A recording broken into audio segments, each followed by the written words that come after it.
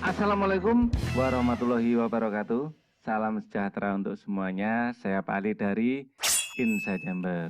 Berikut ini adalah pembahasan untuk bab 5 ya, buku PSE.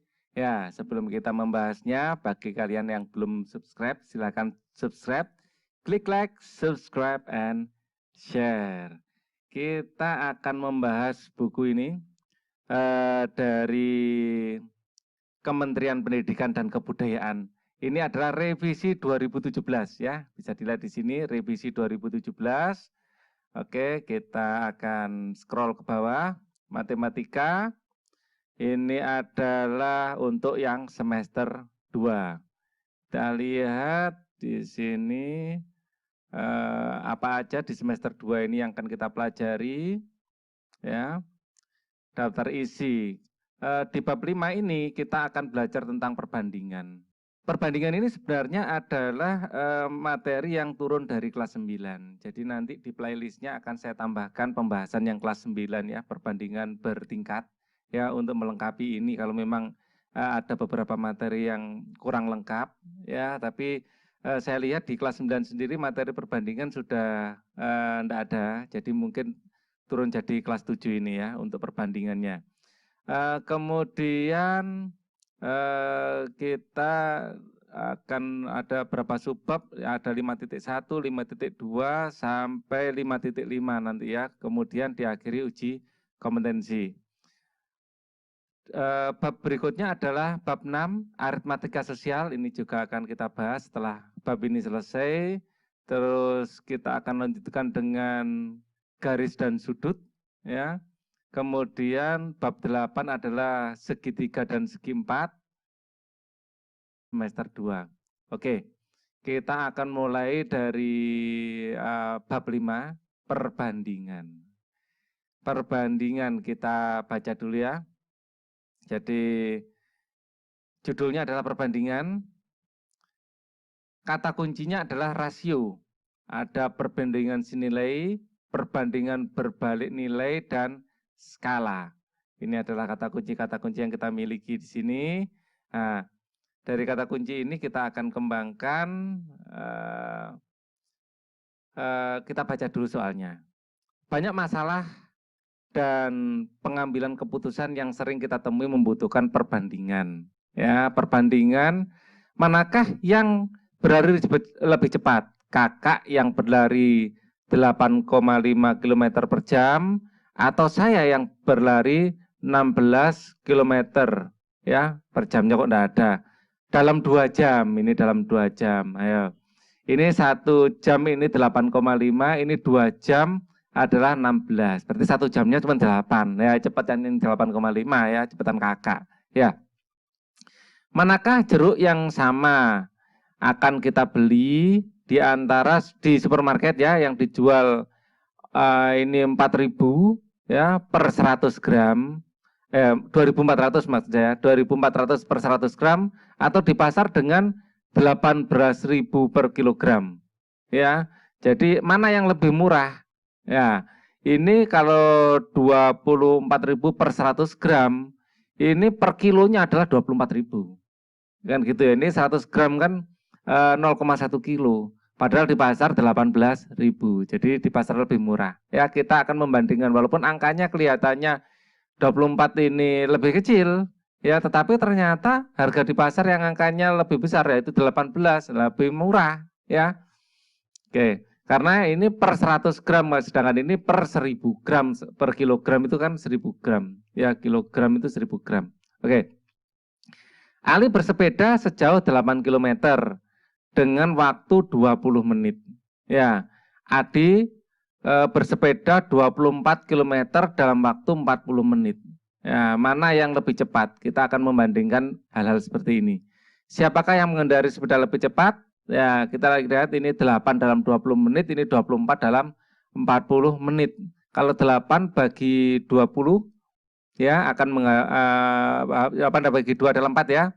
Jadi 0,4 ya kilometer per menit. Kalau ini 24 bagi 40 ya, 24 bagi 6 ini adalah 24 bagi 4 itu kan 6 ya, 6 bagi 10 berarti 0,6.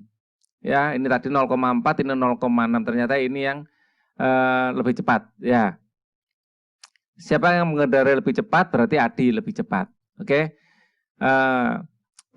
Pertanyaan-pertanyaan di atas adalah beberapa contoh situasi yang membutuhkan konsep perbandingan. Dalam situasi lainnya dibutuhkan penalaran proporsional untuk menyelesaikan masalah perbandingan. Dalam bab ini kalian akan mempelajari bagaimana cara untuk membandingkan bilangan. Selain itu kalian juga akan mempelajari bagaimana memilih dan menggunakan strategi terbaik dan untuk menyelesaikan masalah dan membuat keputusan yang berkaitan dengan proporsi. Proporsi ini adalah perbandingan ya. Ya, perbandingan ini proporsi itu ya artinya mirip juga dengan perbandingan ya. Kita akan lanjutkan, kita scroll ke bawah.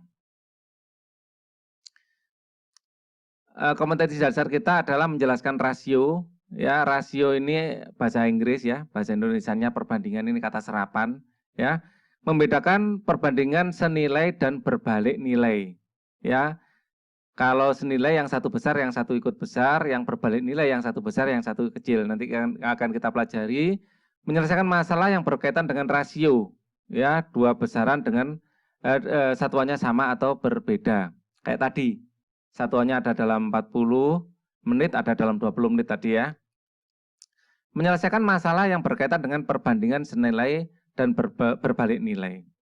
Kita akan lanjutkan ya. Di sini ada pengalaman belajar, bisa membedakan masalah yang berkaitan dengan perbandingan atau rasio dan seterusnya. Kalian baca sendiri ya. Kalian harus ada pengalaman-pengalaman di sini ya. Kalian boleh pause dulu, kalian baca ini. Ya, oke. Kemudian akan saya lanjut menjadikan bentuk perbandingan ini.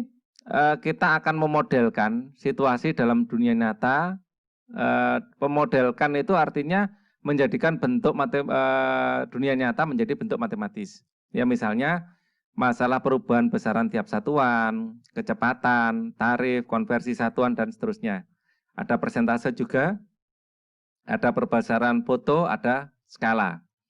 Kemudian kita juga akan ditunjukkan dan diselesaikan dengan ada metode tabel, grafik, dan persamaan. Oke, kita mulai fokus ya. Ciptaan Tuhan perbandingan emas atau golden ratio.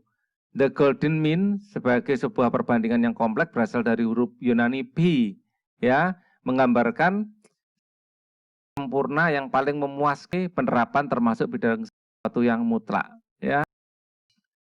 Barisan bilangan Fibonacci. Nah, ini adalah barisan bilangan yang sangat terkenal ya. Jadi 0 ya, kemudian ada 1, kemudian 1 tambah 0 itu adalah 1. Ya, ini barisan Fibonacci. 1 tambah 1 adalah 2. Ya, 1 tambah 2 adalah 3. Ya, 2 tambah 3 adalah 5. 3 tambah 5 adalah 8. Ya. 5 tambah 8 13 dan seterusnya. Inilah barisan bilangan Fibonacci. Ya. Ini sering sekali kita jumpai dalam segala sesuatu yang bersifat. Bilangan Fibonacci memiliki mendekati satu sama lain. Nyatakan nyatanya bilangan ini bernilai tetap setelah bilangan ke-13. Ya, dalam dari tersebut bilangan ini dikenal sebagai golden ratio atau perbandingan emas. Ya. Jadi golden ratio itu nilainya hampir selalu sama. Ya, 233 dengan 144 itu di sini 233 kan posisi di sini ya. Kalau dibagi 144 ya, ini hasilnya adalah 1,6 dan seterusnya. Kalau 377 bagi 233 ya, 277 bagi 233 juga akan rasionya selalu tetap. Ya, kalian akan melihat betapa hebat Tuhan dalam presentasi ini dan menyatakan bukti-bukti tentang keberadaan Tuhan. Ya, semua ciptaan Tuhan dalam semesta ini mengikuti perbandingan ilahiyah ini. Ya, jadi panjang yaitu rasio yang ya panjang antara pusar bagian atas kepala terhadap panjang